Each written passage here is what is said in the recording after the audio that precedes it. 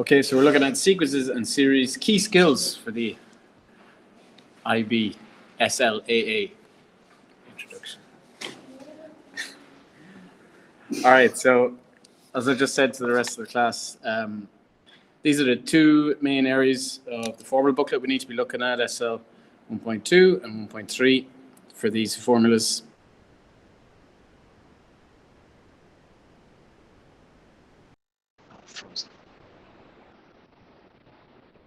SL 1.8 will come in a second. The sum of an infinite geometry as well. So that can be or minus 1 or 1 minus or. Just because it makes it easy, because the fraction is usually less than. The fraction is always less than 1, but it's usually positive. If it's negative, so it's either positive or negative. Okay, we'll talk about one of those questions in a second. That might become a little bit clearer. All right. If this continues to remain fuzzy, I'll just give up on this and just work on the board. Okay, so the first question we're going to look at is what happens if we have an arithmetic sequence. And we're given 3 consecutive terms, let's say 3k plus 1, k, and minus 3. And find k. So they're the kind of, now the question will be a longer version of that, but I'm getting just straight to the point. You're looking for the word arithmetic, and you're looking for what they're trying to find. Okay, find k. K is not the difference, it's just an unknown here, but we will use the difference perhaps to try and solve this. My thought would be always just maybe jump to the difference straight away. If I'm getting an arithmetic sequence, difference would be subtract 2 terms from that are in consecutive from each other. So in this case, so this would be the first term in the sequence, u1, u2, u3. I'm going to subtract u2 minus u1, and that will give me the difference always. Unlike a geometric sequence, which is a multiplying sequence, it'll be u2 divided by u1. In that case, I'm going to come to that in a second. So k, which is u2, take away that, will give me a difference. Make sure to put this in brackets because you're going to subtract both. So I get k minus 3k minus 1 is equal to d. So I get minus 2k minus 1 is equal to d. Now, I haven't really thought about how I'm going to solve this question, but I do kind of think that if I do this again, I'll form a second equation with 2 unknowns. And if I have 2 equations with 2 unknowns, I can get both of those unknowns. Okay, so let's form a second equation. u3 minus u2 will also give me the same value for a difference. It should be the same because, usually you're adding 4 or something like that. It's always going to be the same thing in an arithmetic sequence. So u3 3 minus k is equal to the difference. So that's u3, take away u2. Okay, so now I have 2 equations with 2 unknowns. I am going to, because they're both equal to d, I'm going to use substitution method to solve. You can use elimination method if you want. But I'm just going to say minus 2k minus 1 is equal to minus 3 minus k. So let the 2 differences equal each other. Solve that then for k, and I should have k. So add 3 to both sides. So I have minus 1 plus 3 here. Add 2k to both sides. I have 2k minus k here. And then I get 2 is equal to 2k minus k, which is k. Okay, it's a very typical exam question. It could be asked with geometric as well. You do the similar principle, except for it's dividing u2 by u1. Okay.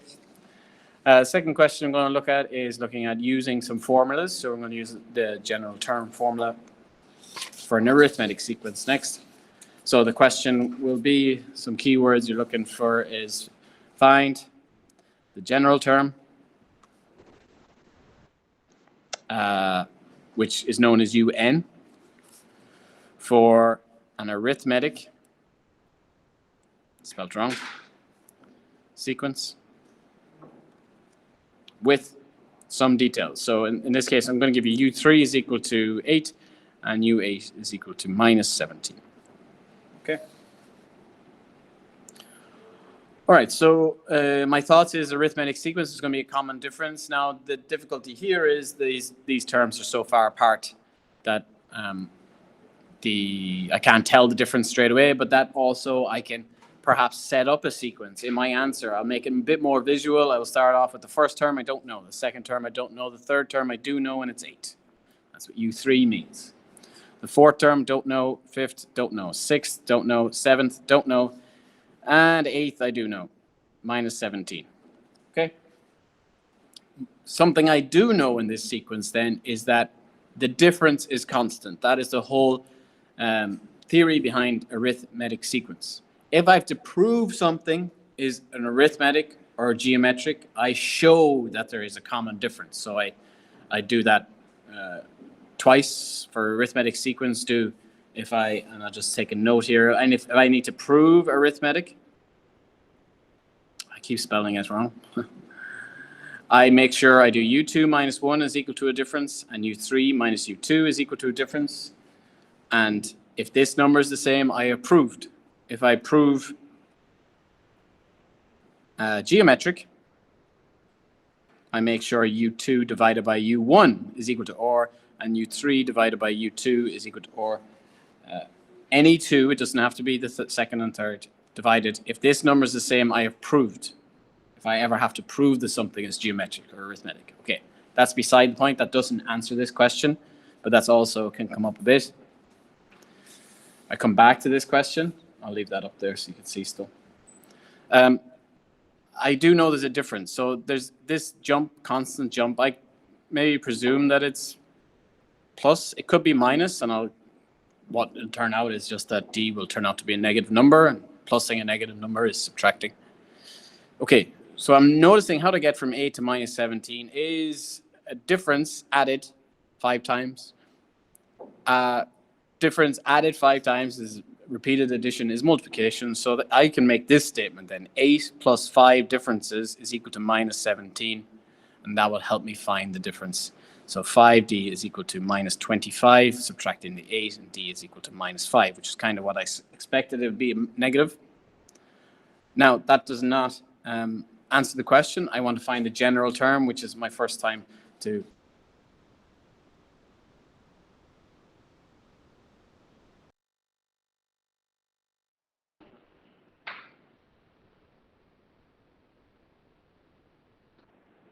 n minus 1 times d. Okay, so I'm going to use this formula now to solve this, I suppose. So I know this is from the formula booklet 1.2. Put in d as minus 5. Put in u1. Oh, I haven't got u1. What's u1? Yeah, I got to go backwards. So if I'm subtracting 5 going this way every time, I want to go backwards, I add 5. The opposite operation to go backwards. So I add 5 once, and I get 13. Add 5 twice, I get 18. So my u1 is 18 plus n. What do I fill in for n? No. D goes where the difference is. Minus 5 goes where the difference is. N, we need a variable in the general term. So n is the variable. It's the thing. So I need n in that. Otherwise, because that's what I would sub in to find any particular term. It's un, it's n in general. If it was if 4 or 5, I'd put in 4 or 5 in here. Tidy that up a little bit because I need to multiply by minus 5 in here. So that gives, it's going to be minus 5n plus 5. And then my final tidy up, un, is going to be minus 5n and then 18 plus 23, I think. Okay, that's my answer for the general term. Okay, the next question I'm going to look at is sums. So moving in a little bit into series.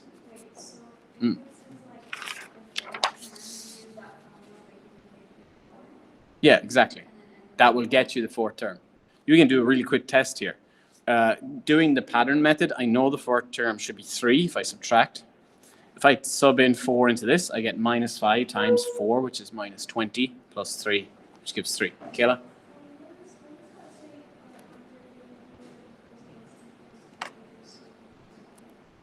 What does it say here? Here? 18 minus 5n plus 5. Sorry. No, no power. No, I just made a mistake. Okay. All right. Next question, we're going to look at sums. So find the sum. That'll be kind of what your, like a key highlight here. Find the sum of something. So 4 plus 7 plus 10 plus 13, all the way up to 50 terms. 50 terms. Okay, so something like that could be a question. All right, so what type of sequence is this?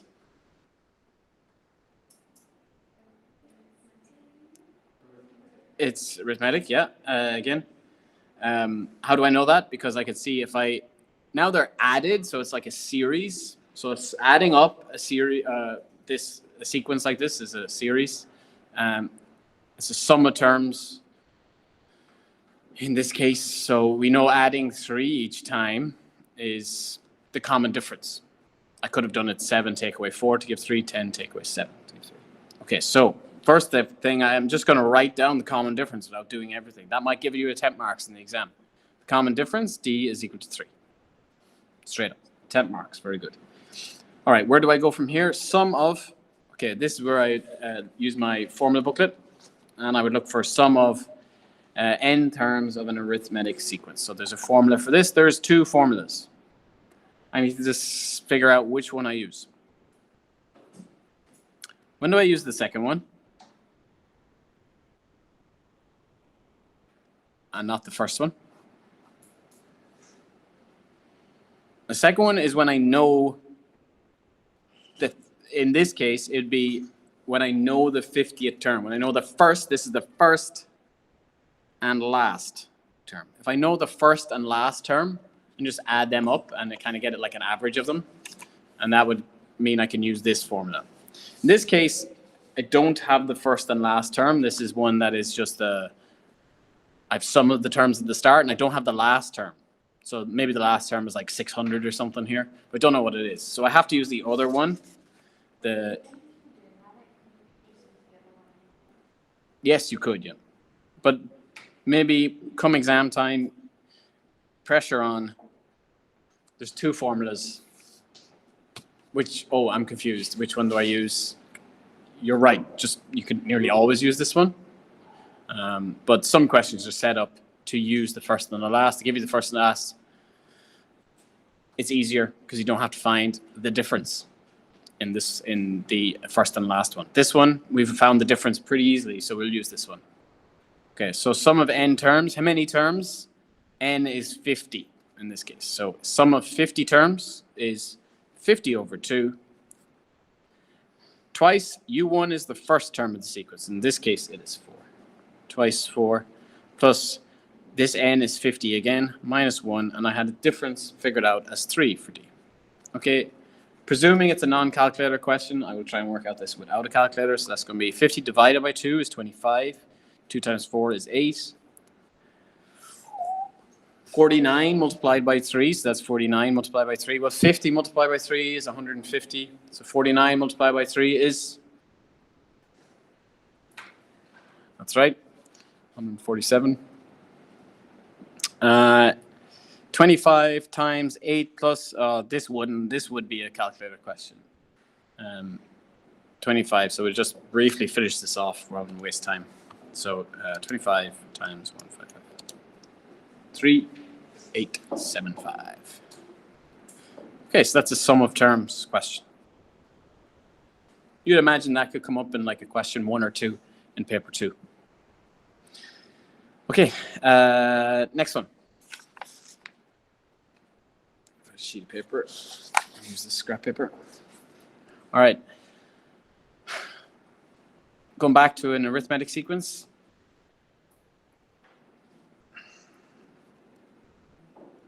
So let's say we have an arithmetic sequence.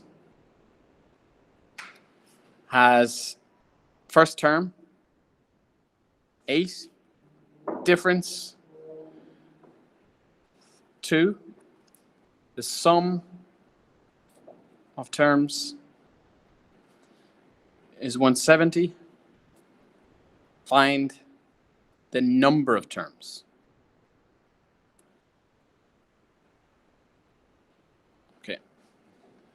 So let's unpack all that. So arithmetic sequence, so that's some adding or subtraction.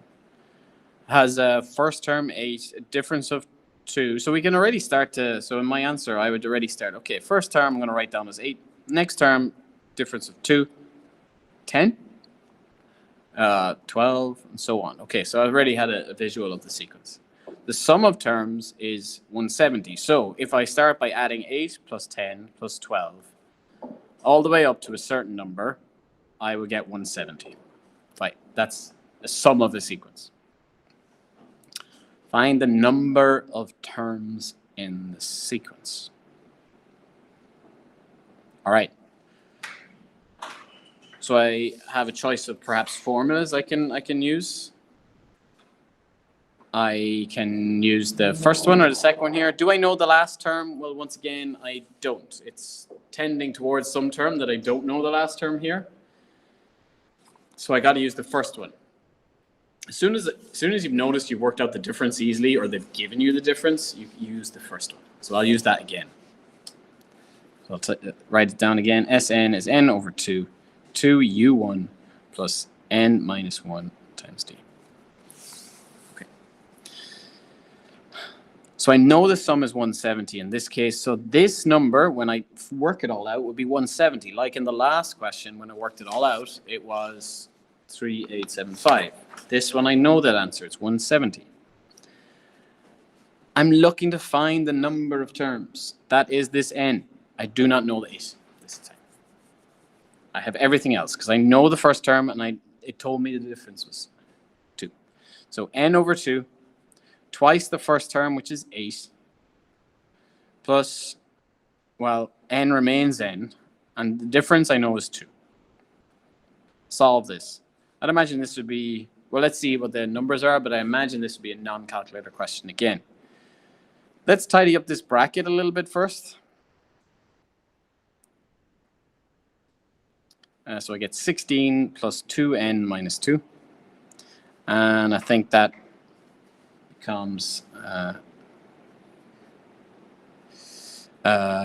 maybe put the 2n first, and 16 minus 2 is 14.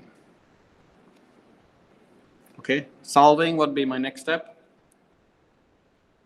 Caleb? Okay, yeah, so what you're saying, okay, I have 2 choices. I can divide both these by 2, or I can multiply this side by 2. So division on this side is going to be cancelled out by a multiplication on this side. Both, I probably lean towards the other one, but I'm going to go with what you said. So let's finish it up here. That's going to be, Kayla said, multiply both sides by 2. So if I multiply this side by 2 and this side by 2, this 2 and this 2 cancel each other out. So I've got 340 over here from this multiplication is equal to n, 2n plus 14. I think that's made it twice as large for no particular reason, but we'll go with what you said. 340 is equal to 2n squared when I'm going to apply the distributive rule here, 14n. What does this look like, Matthew? Might be hard to see. What's it starting to look like? Quadratic. It's a quadratic, yeah. Let's tidy it up, bring everything to one side. So 2n squared plus 14n minus 340 is equal to 0. If I bring them all over to the right. I think I might divide it by 2 now to make it easier. N squared plus 7n minus 170. Back we go again. 0. All right. Will n be a decimal?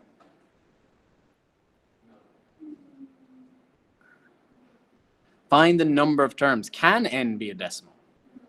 No. It has to be a whole number. With sequence and series, that's often the thing that catches us out. It caught a few of us out in the mock exam where we gave an n as 28.5, I think. And it had to be either 29 or 28.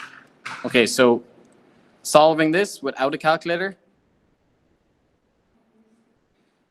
Did you solve it already with the calculator? Yeah. What's my answer? 10 and 17. Yeah. 17 times 10 multiply to give 170. And then I think this has to be positive 17 to make the plus here. And then if I finish my solving, which we should know how to do at this stage, n is negative 17 or n is positive 10. What's my answer? 10. Yes. Ignore a negative for a series like this, a sequence like this. Okay. Oh, I can't use that sheet. Okay, next question. I don't need more sheets.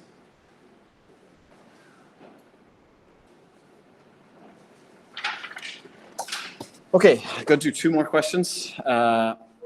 Might start to get, this is going to be using maybe calculators and maybe a little bit more difficult. The last one's very tricky. Okay, so we're going to just give you a sequence. 6 root 2, 12, 12 root 2, and so on. Find the first term that exceeds 1,400.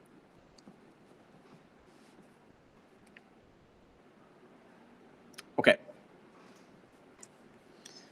First thought I would have is this geometric or arithmetic? Geometric? How do you know? Okay, square roots, maybe. You could try and see, is it arithmetic? Maybe. If I subtract 6 root 2 minus 6 is what?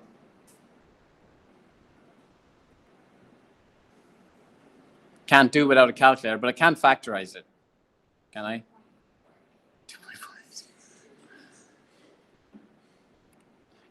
Well, one thing it's not is it's not root 2 anyway. It's 6 bracket root 2 minus 1 if you want. And then you do, what's 12 minus 6 root 2? So I'm doing the difference method here to check, is it arithmetic? This is not going to give the same, it's not going to factor to the same answer.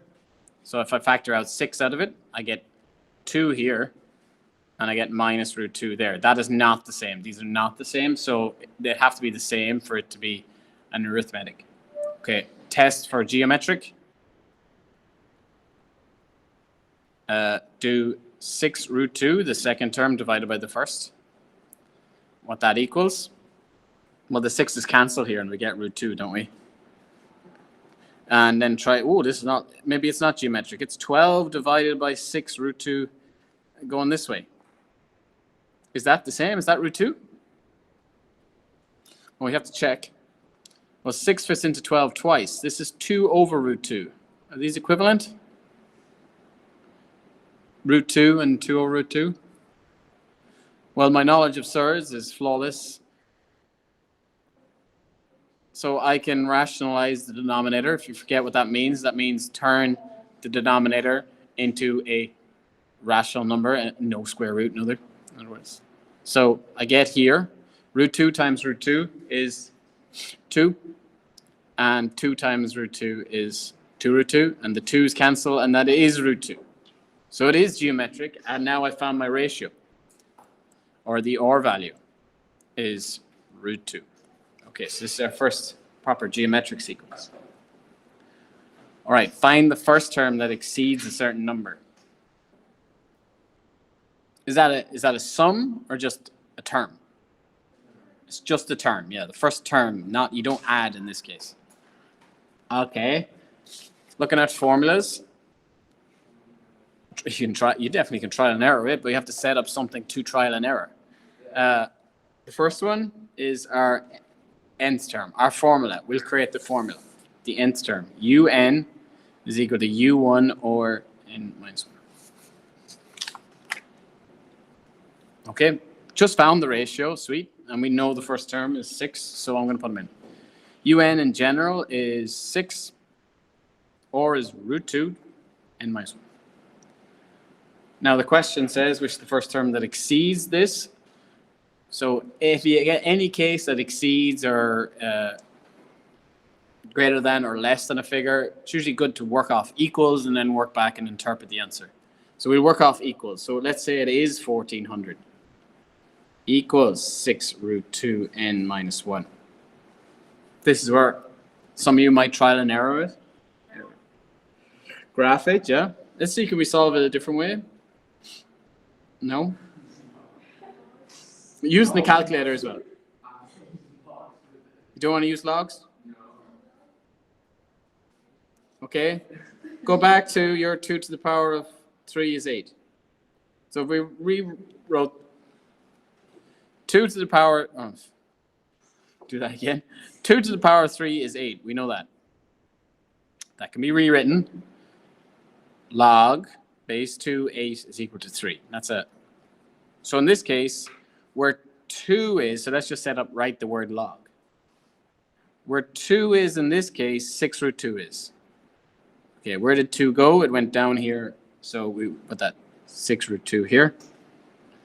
Where the answer is, the 8, it went here, and that's the answer. 1400. And that equals n minus 1, the power. Type this into the calculator. So let's remember where to do that. Math. Oh, go down to log base. 6 root 2 is my log base.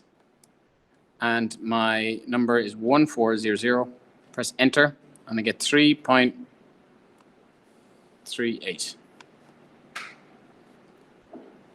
That is not right. Where have I made a mistake? Yeah, I shouldn't have done logs. She's just gone.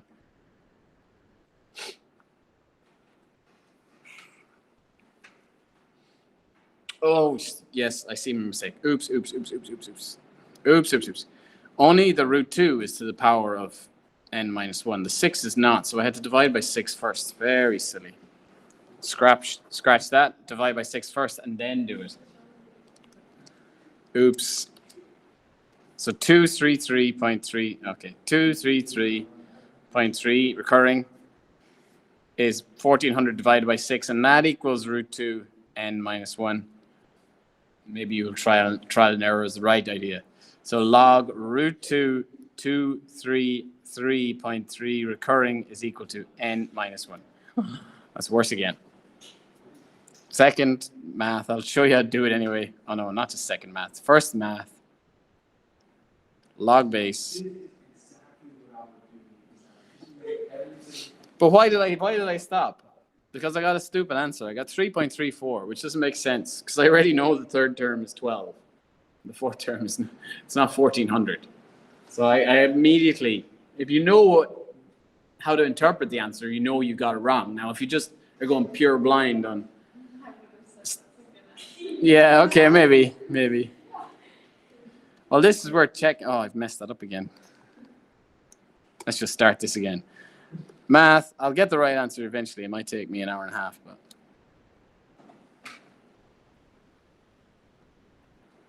No, where am I going? Second, root 2. And I'm going 2.233 point. That's enough decimals, I think. 15.7. Still feels low, but.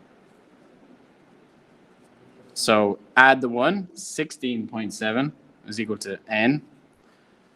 So that's where it's 1400. Is it 16 or 17 the answer? 17, yes. 17 must be n. I don't believe this, to be honest. So I'm going to test. If I had time in the exam, I would test. How do I test? Yeah, I put it into this formula here. Find the 17th term. So I'm just going to do a little test since I have time here. Use 17. Is it more than 1400? So why you should graph it? Yeah. Or trial and error, yeah. I wanted to show you logs just for fun, and then I messed it up. So. You find the logs fun, sir? Obviously not. I just got it wrong. It's not this. Root 2 to the power of 17 minus 1. Okay, that's going to be, all right, 6 root 2 to the power of 16 is, yes, okay, it did work out. 1536, so it is passed. All All right, that was absolutely perfect in every way, that question. Okay, I'll do one more. And this is our first time they're going to use sigma notation. Consider the series.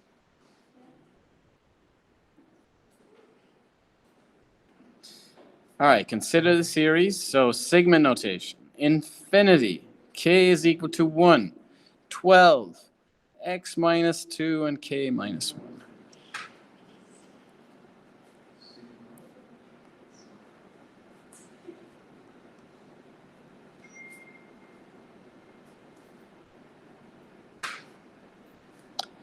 The series will converge.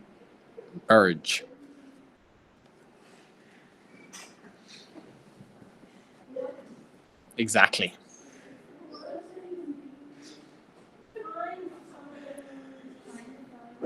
This is a sequence. This is a serious question that you could get in your exam. I don't know.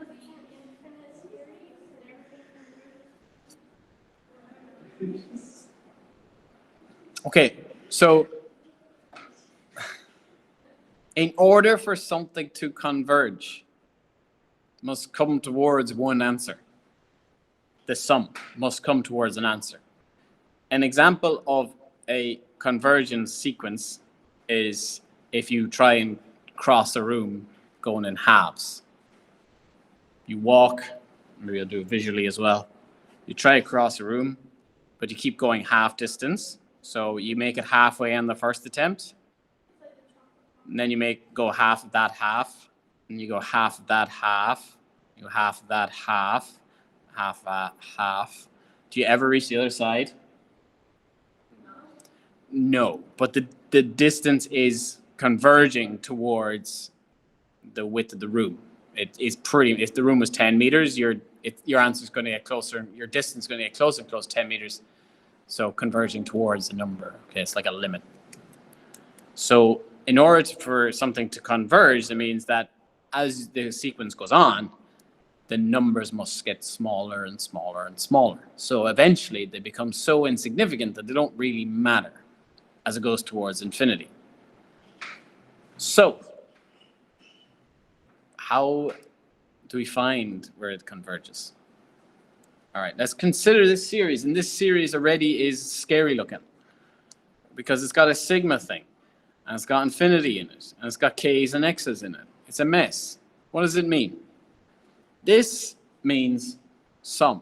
It's adding. Add the sequence. Okay, so that's all it means. So this thing, just add the terms. How many terms? Well, k is equal to 1. Oh, start at the first term. And where do I finish? Oh, go all the way to infinity. No big deal. But as I said, in this case, after like you go 1/16th distance, it kind of doesn't matter anymore. And that was only after 4 turns. So 4 different stages of the sequence, okay? So add all the terms, all the terms from the first one to infinity of what sequence? Well, of 12x minus 2 as a formula. That's the formula. That's the nth term.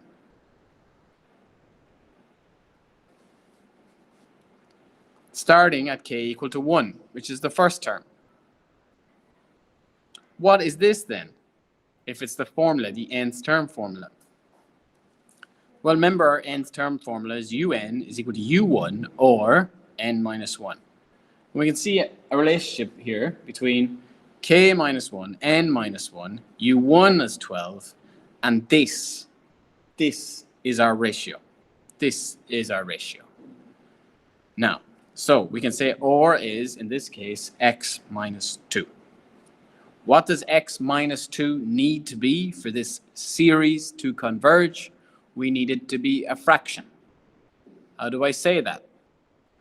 I say x minus 2 must be between 1 and minus 1. Or the absolute value of it must be 1 if you want to go that way. How do I solve this then, inequality? I'll take it once with -1 and once with +1, and you'll get your range. At least you can solve it as an inequality. So let's finish it off. Take this one first. -1 less than x minus 2. Maybe the other one would have been easier. So x, add 2 to both sides. I get 1 as an answer. And then take the other side. X minus 2. Oh, x minus 2 is less than 1. Add 2 to both sides. Okay. So x must be what? X must be less than 3. And x must be greater than 1. You're saying 2 is one answer. The answer is x has to be less than 3 and greater than 1. All of these will work. Why? Because x will be 2 will be subtracted from it. That's the answer. So what values, I need more than one values, and normally it's some sort of inequality. For x, will the series, it will converge if x is between 1 and 3. Now I'll just find the first term. There could be follow-up questions to this, but like you can find any term of the sequence. I'd need more information to find out what x is. But if you just sub in, let's say we have a sigma infinity and k is equal to 1, and we actually know what the ratio is, 12. Let's say the ratio is 3, and then it's k minus 1. Just to find the first term of this sequence, I would just put in 1 for k. And that would give me the first term. The second term, put in 2 for k. And then you're adding them because it's a series. Add them together. So k is equal to 1. That's going to be 1 minus 1 is 0. Anything in power 0 is 1. So the first term of this is 12. 3 times, or 12 times 1, and so on. Put that in as 2, and the second term would be 36, because it's 3 to the power of 1 then, and so on. And then keep adding. So that's what a series is. Okay, that's that. There's a few of those questions on that worksheet I